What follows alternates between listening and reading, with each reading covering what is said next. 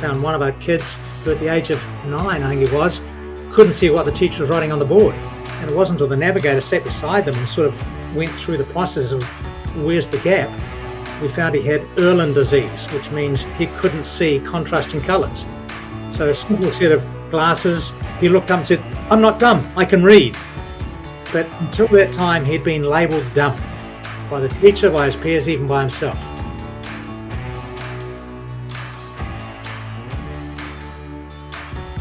This is Down to Earth Conversations, where we hear from ordinary people who are helping to bring a bit of heaven down to earth.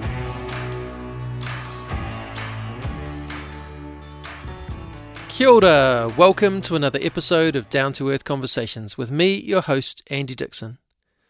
Today it is my pleasure to bring you a kōrero with Scott Gilmour, the chair and founder of the I Have a Dream Trust. I Have a Dream is an organisation working to support children through building relationships that span years. It is a program that, as you will hear, was a long time in the making for Scott, but he followed his intuition, used the resources he had, and now supports over 20 workers, or navigators as they call them, who are supporting students across 5 schools from the day that they start school right up until they're 20 years old. Scott comes from a business and technology background, so we talk a bit about that, including selling computers in the late 70s. We also talk about his involvement in angel investing, something that was new to me that I think is brilliant. And then we dive into how the I Have a Dream Trust came about, how it works, and what results they are seeing over 20 years in. One important point that comes up that is good for us all to take to heart is that we all have something to offer, and that we can use who we are and what we have to help those around us flourish, receiving so much back in return. I was so encouraged by Scott, and I'm sure you will be too. This is episode 97 of Down to Earth Conversations. Here's Scott Gilmour.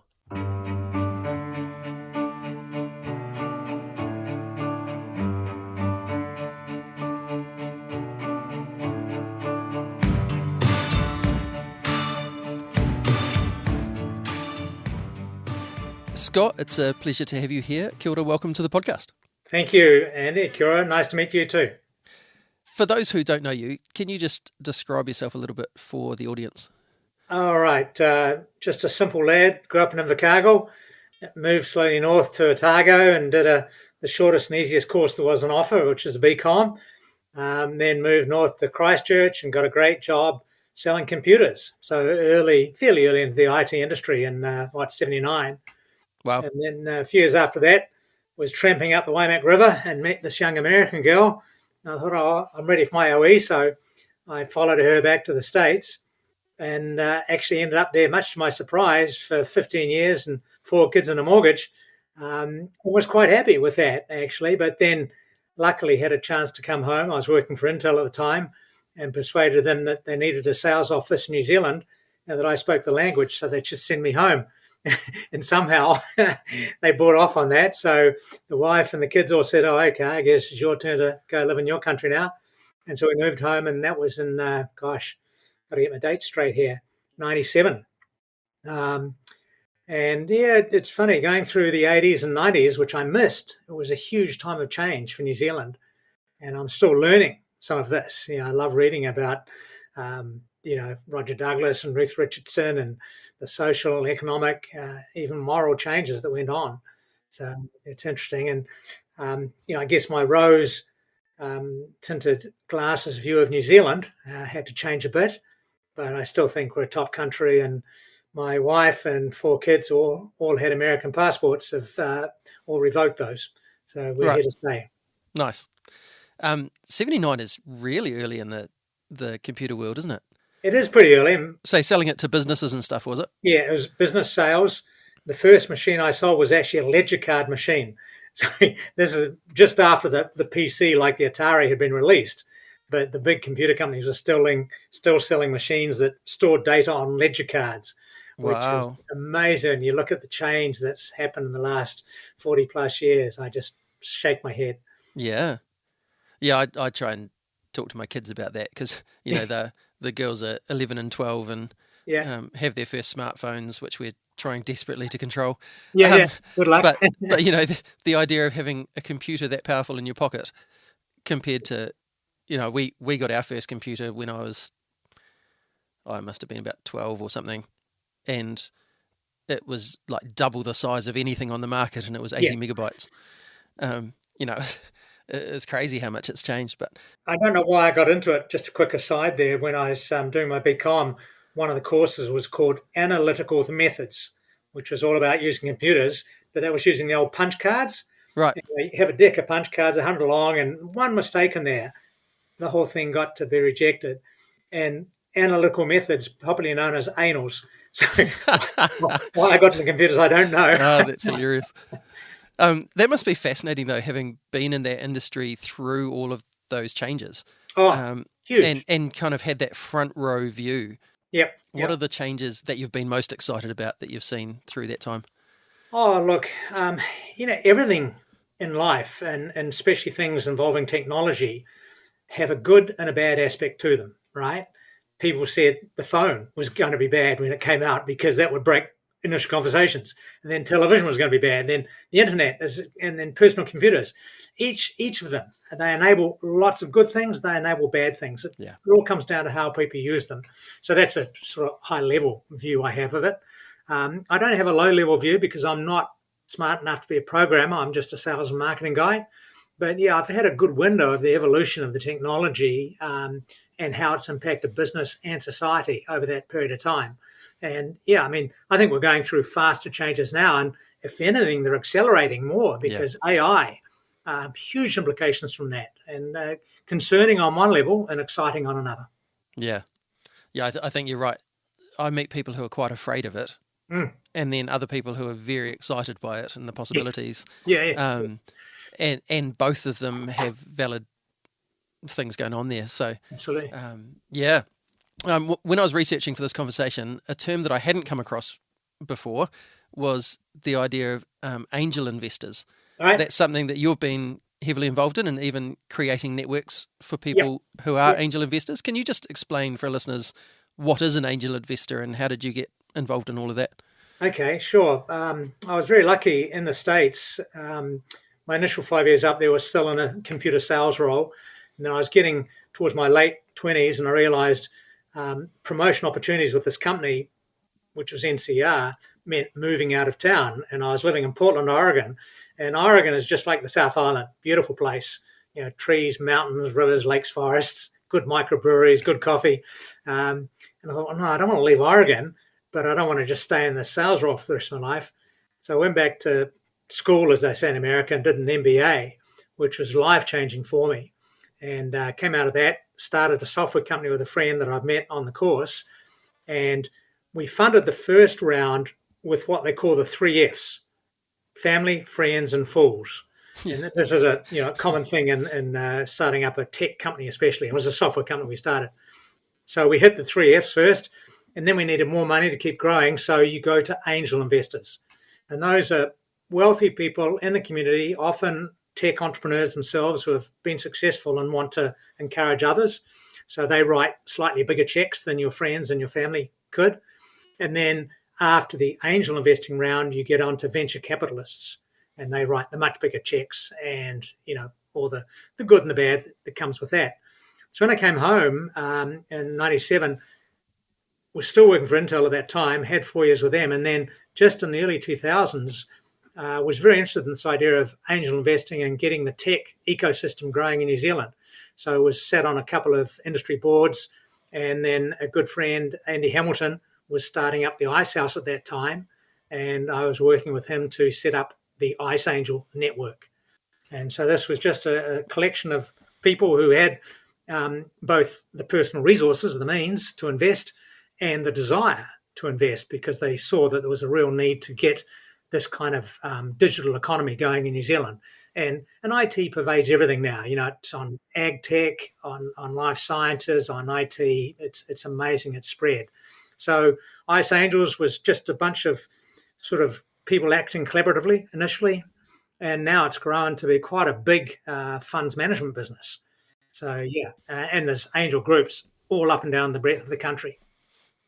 I love the idea of, people who have the means, like you say, who are willing to take a punt on an idea or I guess the popular kind of way that people might have come across something like this is the Dragon's Den type thing of, pitch an idea and, oh yeah, I'll back that. Yeah. And of course there's a desire for return on investment. Yeah. I don't imagine people are just throwing money at things willy-nilly, but at the same time, there is that thing of actually it's hard to start a business. My wife and I are actually just closing one down that that we've had for a few years in the cake decorating world, and it went really well until it didn't, and then it was hard. And that's the story of a lot of startups and things that it is just really hard. It does take a lot of investment, and for people to be able to chip in and help others out because they can see the potential and the benefit for this, I think it's just brilliant. You've touched on a couple of good issues there, Andy, and yes, there's an element of altruism to it. People do want to invest in the community, and creating jobs through startups is a good way to do it.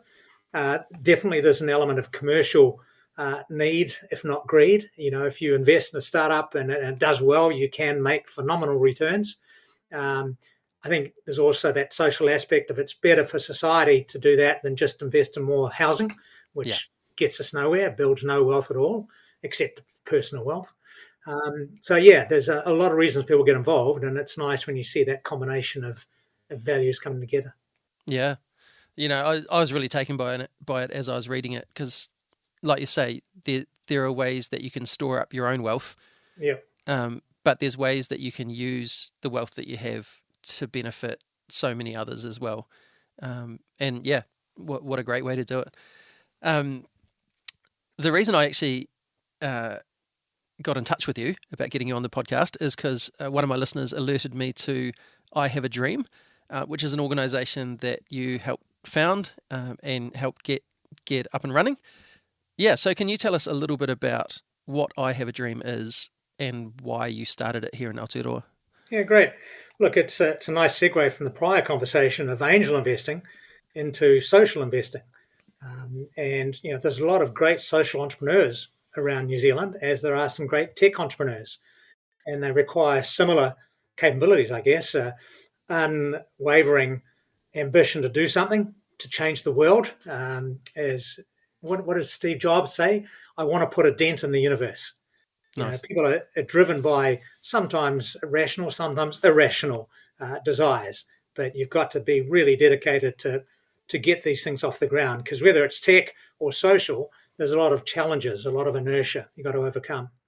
But look, specifically with I Have a Dream, it's one of those things that back in 1991, when I'm living in Oregon, going to work at Intel in the morning, reading a newspaper, and there's a big half-page article about I Have a Dream, which had started in East Harlem, New York City, back in 1981, 10 years earlier, and it started spreading across the country after it was featured on 60 Minutes, that great TV show.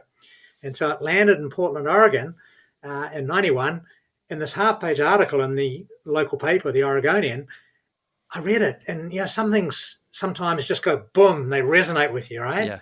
And I actually cut out the article and filed it away. Never did anything until 11 years later.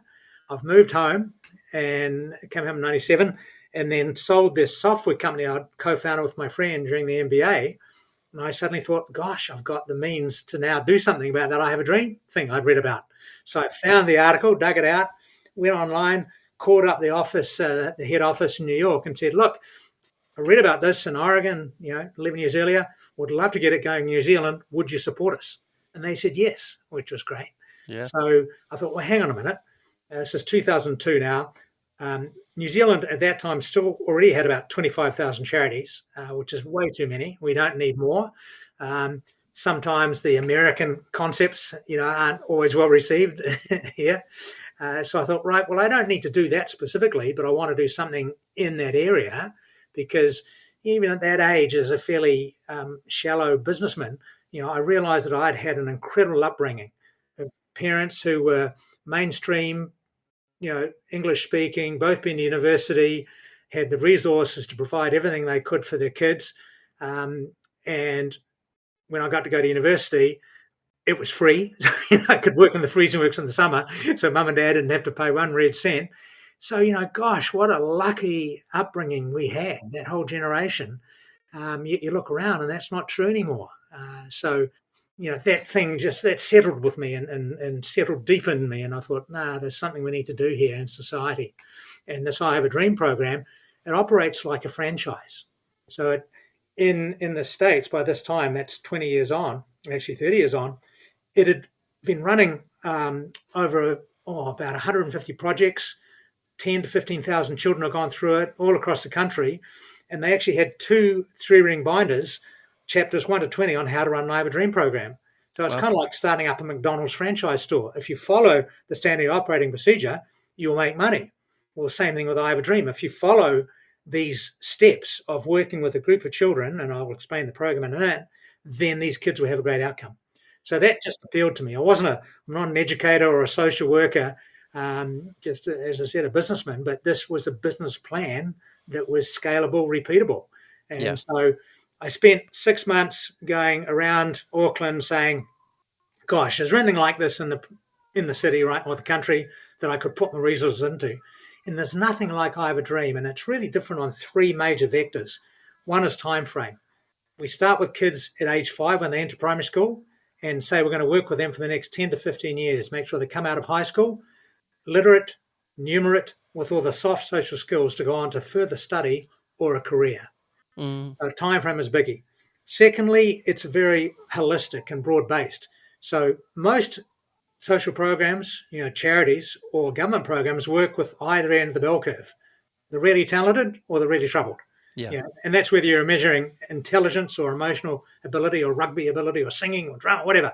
10% have special extra skills, 10% nothing at all. 80% of the kids are in the middle. And in this sort of idea of social change, they're not bad enough or good enough to get that extra help that they need. So I Have a Dream picks up that whole cohort and tries to move it to the right. And that just appealed to me. So it's a very Kiwi egalitarian kind of approach, I think. And then the third thing that differentiated the model is that we employ this person, this what we call a navigator, who engages that cohort of when the kids hit primary school and follows them all the way through. So you form a long-term trust-based relationship from that navigator to that child, and in fact to the whole whānau. And that enables us to do things because the parents become very trusting of the navigator and the children form great relationships. And it's kind of like, when we grew up, we all had wonderful mentors, right? You can point to your rugby coach or a teacher or an uncle or somebody that took special interest in you and, provided help that mum and dad or the teachers can't provide, right? Yeah. And this is what our navigators do. So after 6 months of investigation, I thought, gee, there's nothing like it. So we kicked it off in Mount Roskill in 2003 in a low decile school. And 10 years later, 80% of our kids came out of high school and went on to tertiary education versus 30% of the comparison group, which is a year ahead. So we showed these kids who are mainly Pacifica, low decile school and Mount Roskill, if they had this long-term support and guidance and aroha from this navigator, helping their parents, helping their whānau and other people in the community like volunteers, if we did that, these kids had every bit as much potential to develop their own personalities and their skills and their desires as your kids, my kids, and anybody from wealthier suburbs do. Yeah. So that was powerful. I'll stop there. How does that go as an explanation? No, that's really good. How did you choose your first school? Like, how did that partnership come about? Oh, like most things in life, there's a lot of serendipity involved, right?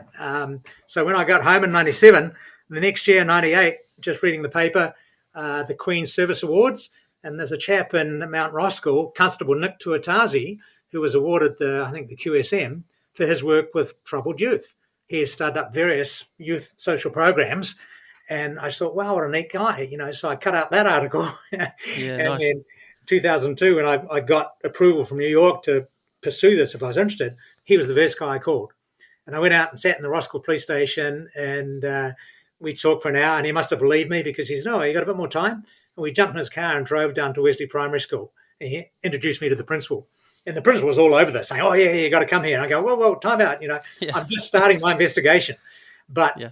they were good. They kept on sort of pulling me back, and it was actually just an ideal school to go into. And Nick served as one of our trustees, Nice. and so you get out and talk to people, and you make connections and you form relationships, and serendipity happens.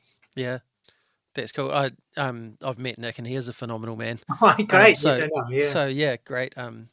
Great to have someone like him involved from the start. Oh yeah, Um, I love some of the threads that are coming together with a lot of the stuff that I've talked about in my podcast over the years, where I think when a lot of people look at all this work that needs to be done, there's well, I'm not an educator or I'm not a social worker, and therefore I can't help kind of thing.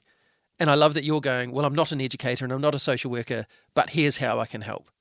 And I think that's a really good encouragement to go, what do I have that can be of use in this situation? And not all of us need to be the social workers, because actually the social workers need people like you behind the scenes going, hey, what about this idea? Hey, here's some money to help, let's get this thing up and running. So I think that's great. And the other thing for me that stands out with what you were just talking about is taking the opportunities based on the connections that are coming up. You met Nick, or you read about Nick and you got in contact, and those times where you saw something in the paper and it just jumped out at you, and taking notice of that stuff, because so often we read something and we feel emotional about it and then we just move on. Whereas you held on to that other article for 11 years before you did anything about it. To me, those are things that are just really gold, for people to go, actually, I need to listen to my intuition. I need to listen when something grabs me and hold on to that, because maybe 11 years later it might mean something. absolutely. So, yeah, phenomenal. And you make a good point there, in that everybody has something to offer. Yeah. And that's what I talk about with our program. There's a great book called The Element by Sir Ken Robinson. And if you look at his TED Talks, some of the most watched TED Talks, and the element means that every child has something in them, inside them, that their element, that our job as parents and mentors and sports coaches and teachers is to uncover that child's element and nurture it. And whether it's to be a guitar player in a weekend band or to be an astrophysicist, solving global problems, that if we can do that, that child will grow up to be a happy, productive adult. And everybody can participate in that. Nick Tuatazi talks about, every day a child going down the road has a diverging path in front of them. They can go to school, join a netball club, be loving to their parents, do all these nice things we want, or they can go off down that path and join the gang and so on. And we need lots of nice signposts on that road, which is people. So, and everybody can be a signpost. Everybody can say, hey, come on, kid, let me help. I want to coach your rugby team, or let me show you how to do some woodworking because I got a special passion in that. And I think, yes, we've got to get out of ourselves, and it's not being arrogant, but saying, look, I've got something here I'd love to share with somebody. And here's the really good news. The more you do that, the more you get back in return. Yeah. It's a hugely selfish act. Give your time to somebody. Yeah. Yeah. And if you're being those signposts, if you're being those people who are helping guide and helping encourage, you're not just signposting a direction, you're signposting belonging. Yep. That actually you matter, you belong, which, you look at the gangs and things, and a lot of the reasons people join those are to find belonging and to feel important. Absolutely. Because they haven't found that elsewhere. So having a program like yours coming in that has that ethos at its heart, I think is just so valuable for these students. And cool watching the video you sent me as well, which I'll link to in the show notes. That cool, that seeing some of the parents going, oh, my kids wouldn't be where they are without this. And like you say, the parents are on board, which is huge. I'm a board chair at a primary school.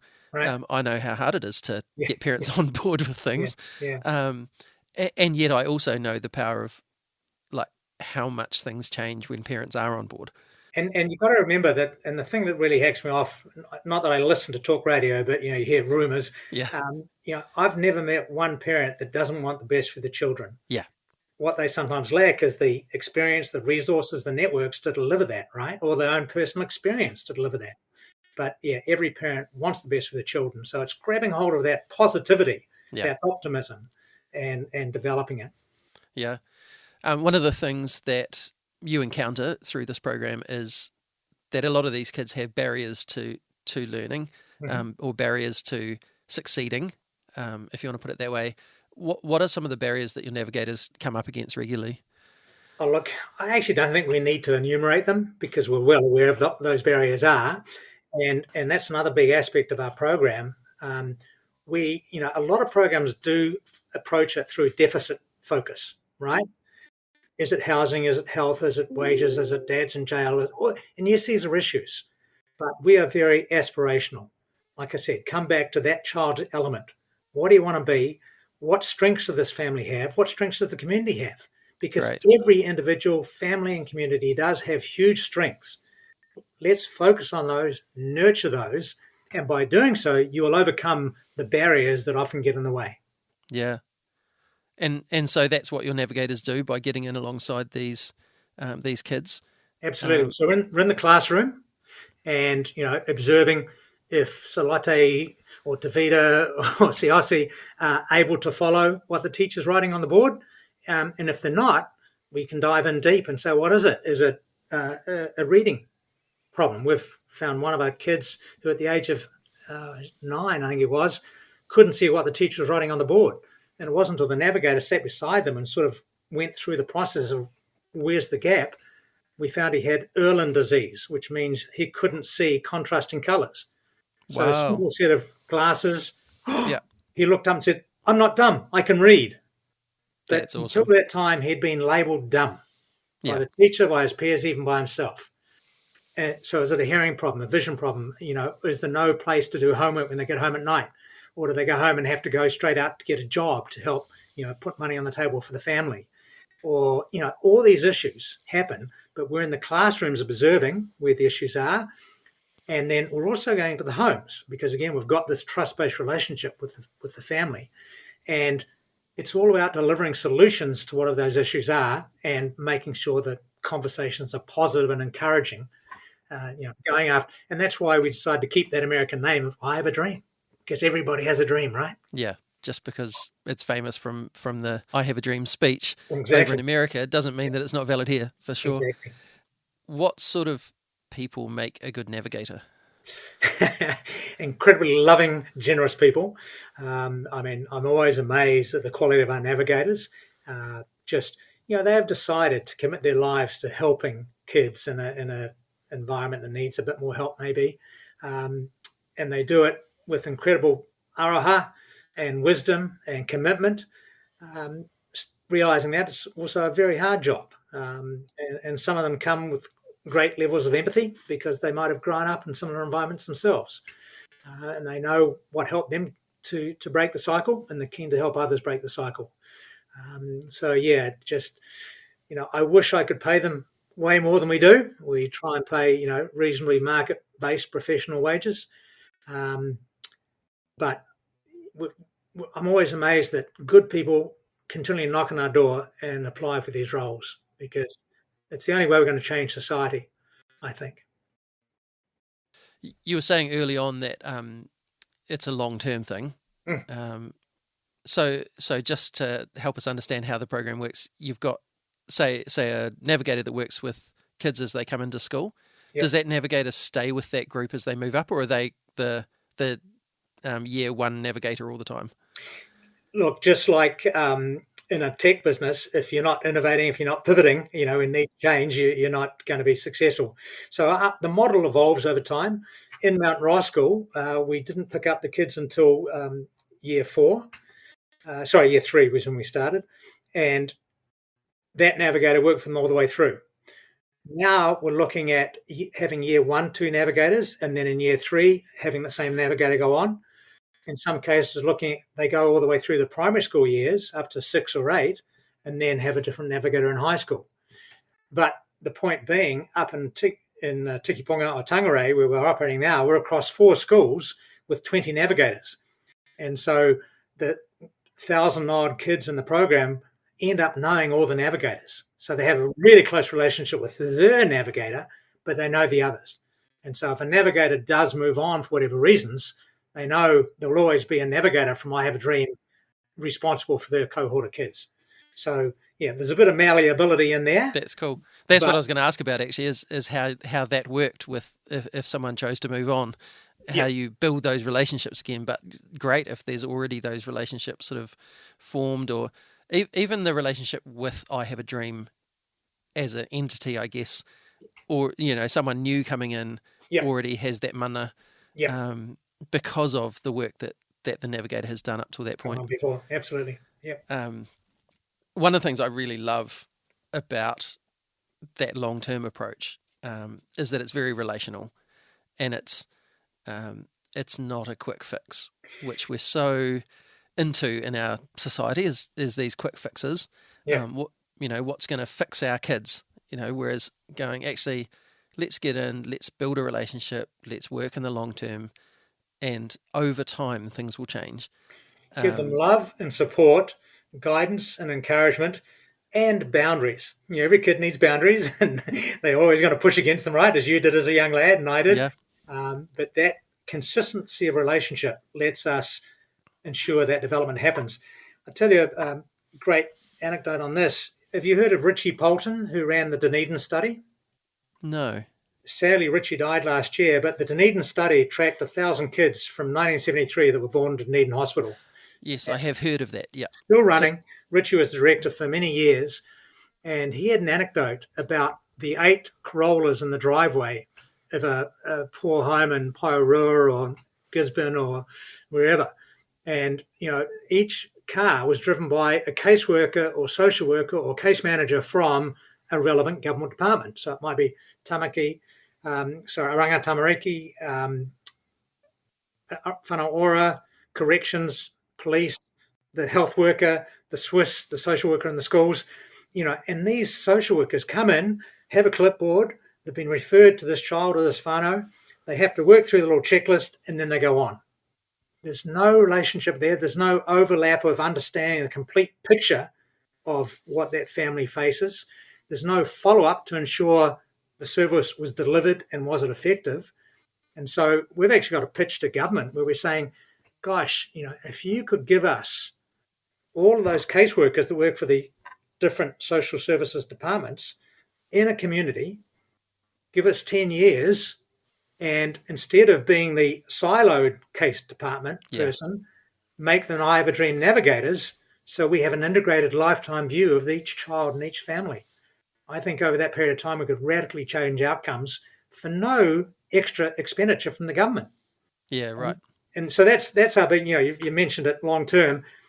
So yes, we have to commit long term to these communities, but the government thinks in 3-year electoral cycles. Yes. So I've got that essential dilemma of how do we get over that bridge? Yeah. And it doesn't align very well with boot camps, does it? I don't want to go there necessarily because it's a stupid idea. Yeah. What are some of the feedback that you get from the kids around this? Oh, they love it. I think the biggest accolade is that Ant Backhouse, the man who was my navigator in the Mountain Roskill project, and such dedication to these kids that after a few years they started calling him their Palangi daddy. Nice. And that was no disrespect to their own parents. Yeah. They just knew that Ant had their best interests at heart and would do whatever it took to make sure they had every chance of success. There was only one downside to that. They called me the Palangi granddaddy. Classic. Party buggers they were. Kids, eh? Yeah. I guess it's still a term of endearment, so that's lovely. Exactly. Yeah. When you look at these navigators working in these schools, like the way you talk about them, it sounds like a very proud dad kind of vibe. Is that how you feel about it? Absolutely. I mean, yeah, it's funny that, and this is not blowing my own horn, but I, for the first almost 15 years, I was the main person that go in front of the media, and and when I go out fundraising, everybody says, "Oh, that's nice. Aren't you good doing this?" And I'm going, "No, I'm not doing anything. I'm just facilitating. Introduce the idea to New Zealand. Couldn't do what we do without these navigators, because they're the ones that are turning up 24/7. You know, at night, driving. I mean, gosh, some of the stories. You don't want to catastrophize or denigrate the families, but we've had our navigators drive families around looking for emergency housing at night. We've taken kids in. Some of our mentors in Mountain Roskill who are volunteers, they took kids in to help facilitate school swapping to a different school, because sometimes schools don't appreciate the strengths of the kids or want to invest in developing them. So yeah, we do whatever it takes, and that level of dedication, it just blows me away. I'm incredibly proud of them. I wish I could say I was their father, but they will have their own parents. Yeah. You talked about the success of the program, or the way that it works, and that it's there's feedback from the kids and that, but you've actually had a proper study done on it to make sure, like, to see what impact it's having. Yep. And the results from that, as I read them, they're quite phenomenal, aren't they? Yeah, look, and again, that comes back to, I guess, my business approach to running this. It's, even if you're running a charity, you've got to be sustainable, right? Yeah. And have a financial security plan and so on. So even at Mount Roskill, we actually had a great group of people from Massey University initially, then they set up their own company, evaluating the program every year, measuring our results against this comparison group, and every year writing a formative report for us saying, hey, now the kids are getting a year older, you need to think about doing these things.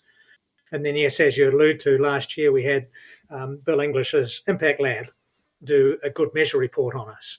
And it came out phenomenally well. $3.60 to 1 is what they reported as our return on investment. Last year we returned something like $8 million into this Tukiponga community based on our spending up there. Now, there's assumptions and algorithms at work there that you can spend hours digging into. But bottom line is, and we all know this intellectually, helping a child to stay on track, to come out of high school, to get a degree or an apprenticeship or straight into a career, they'll become a happy, productive adult, and they'll have stable relationships, and they'll be providing good homes to their kids. This has a huge spin-off for New Zealand: economic spin-off, moral spin-off, community social spin-off. I mean, we know it works, right? And the Impact Lab helps us put some numbers around that. But in a way, I'm sad that we have to show those numbers, because this is intuitively obvious, right? Yeah, totally. Yeah. And so when you're getting those dollar figures, it's really saying what you're investing is coming back to the community in droves. That through happiness, through people's productivity, through people just being healthy whole humans. Yep. And again, that's one of the things I love about the whole idea, is that when you get to the heart of it, it's about going, these are human beings who are worthy of every chance to succeed at life. And if we can help them a little bit, even just to believe that themselves as much as anything, but also to be able to get the opportunities, then they can grow up and be those healthy whole humans, that maybe they've written themselves off, maybe others have written them off, but we're getting in to say, no, actually, you're amazing. Yep. Let me tell you a story about Robel Hailu, who's an Ethiopian immigrant to New Zealand. Came to New Zealand when he was 6, and he started the I Have a Dream program in Mount Roskill when he was 8, in New Zealand with a mum and an older sister. I think it would have been fine, because he's a great kid, hardworking, and his mum is one of those dragon mums who, really pushed to success. But Robel gives us some credit. He's got a wonderful mentor who's still talking to him to this day, 15 years on. But Robel went to university, got an engineering degree, and is now working for Downer. And, when you think of it, and this is a kid that he remembers at the age of 4 in this refugee camp in Kenya, having gunmen break into the tent where he was with his mum. Wow. And to go from that background to a qualified engineer working at Downer, married, just had a child, got a house. I just think that economic return to New Zealand, let alone his personal quality of life, is huge. Yeah, that's awesome. How many schools are you involved in now throughout the country? So we've got the 4 schools up in Whangarei, 3 primary schools and the Tikipong High School. But last year we also started down in Upper Hutt in a primary school there. And every time we get in the media, and we've been getting great media coverage for the last 20 years, the phone or the email will light up with inquiries from Cannons Creek, from Gisborne, from East Christchurch, from all around Northland. So there's huge need around the country.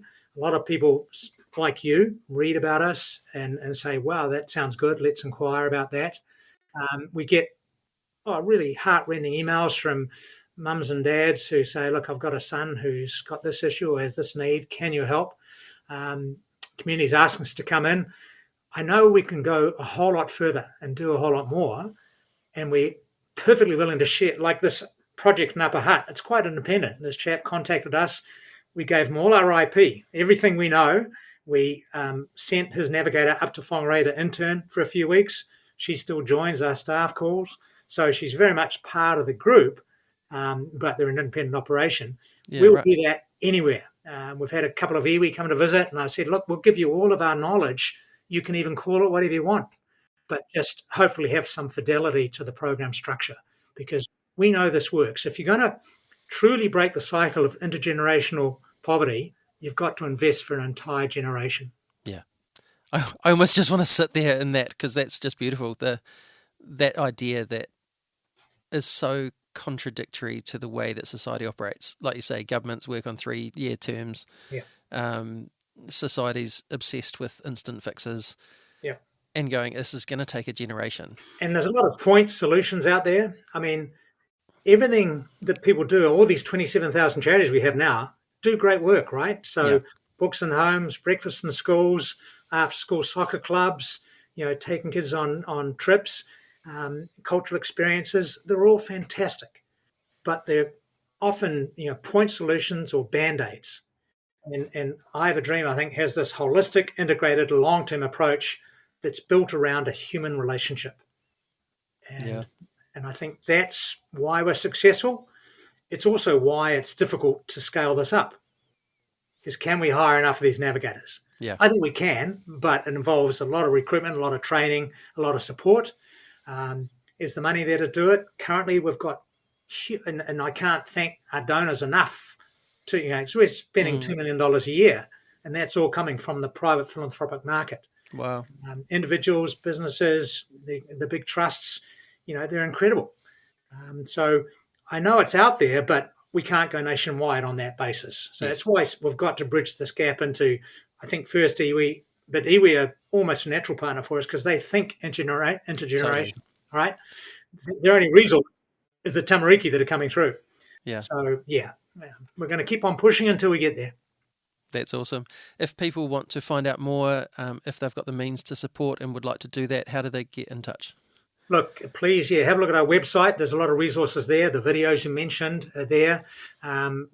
Quarterly reports and annual reports and Charities Commission, annual accounts, audit accounts, everything. So we welcome inspection. We also welcome visits. We've actually got a visitor open day coming up soon, where we welcome guests, Manuhiri, to come on site and just experience the magic of our navigators and their outreach with the kids. Obviously, call or email me, and I love to go anywhere and speak to any group and sit down and have a coffee with anybody.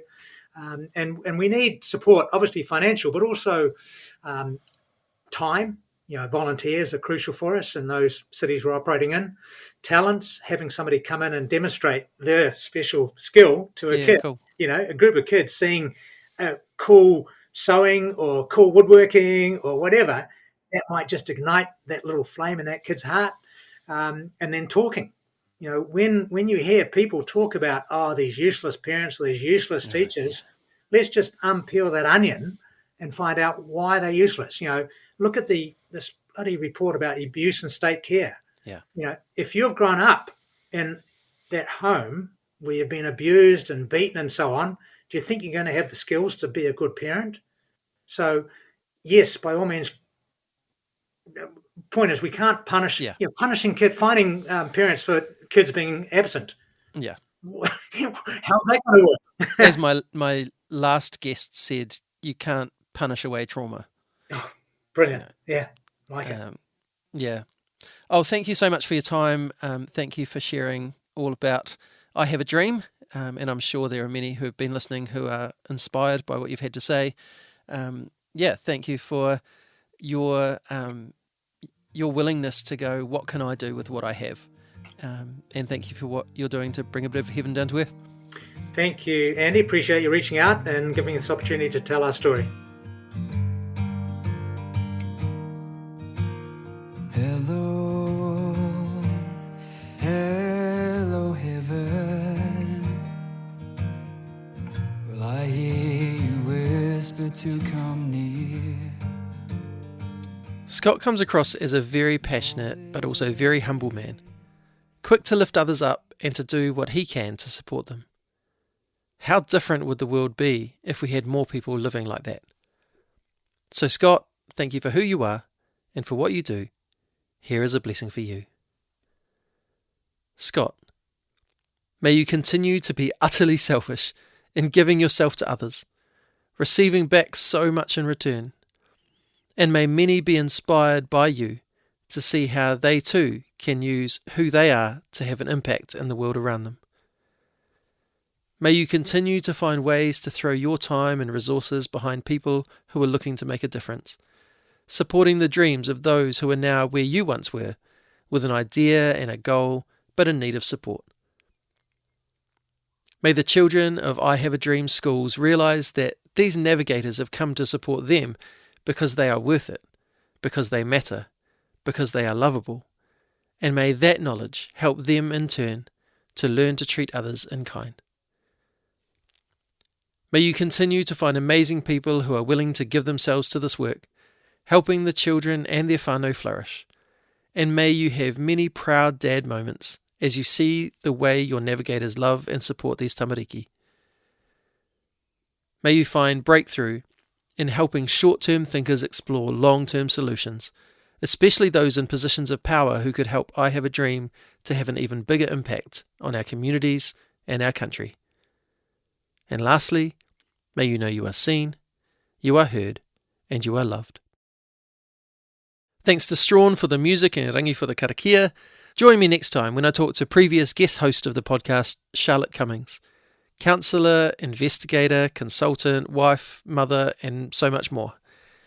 We talk about the huge range of things Charlotte is or has been involved in and what ties them all together. We talk about her passion for the mental health of women and what she's doing in that space.